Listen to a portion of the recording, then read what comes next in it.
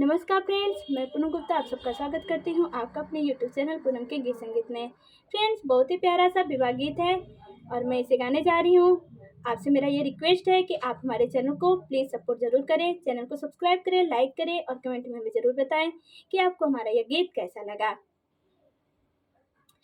आंगना बटोरी सीता घुरे वाला गवलिन अरे जमी गाए चंदन का पेड़ रे लालनवा अरे जमी गईले चंदन के पेड़ रे लालनवा। आंगना बटोरी सीता घुरे वाला गवले अरे जमी गए चंदन का पेड़ रे लालनवा अरे जमी गए पंदन के पेड़ रे लालनवा। चंदन काटाया सीता डोलिया पान बली नरे चला सीता हमारे न देश रे लालनवा अरे चला सीता हमारे न देश रे लालनवा।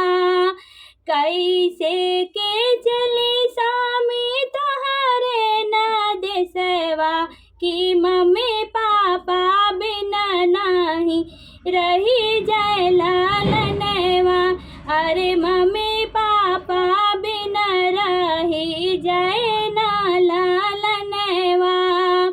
हमारे ना मम्मी के तो मम्मी कह बोलायु कि अपन मम्मी दिहु बिसराई रे लालनवा कि अपन मम्मी दिहु बिसराई रे लालनवा। आंगना बाटोरी सीता घुरे वाला गवलिन अरे जमी गईल चंदन का पेड़ रे लालनवा अरे जमी गईले चंदन के पेड़ रे लालनवा।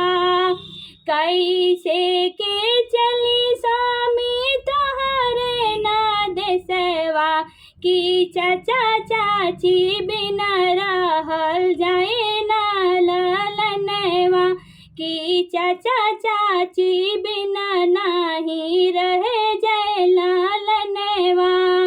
हमारे ना चाची के तो मम चाची का बोलयो कि अपन चाची दिहो बिसराई रे लालनवा कि अपन चाची दिहो बिसराई रे लालनवा।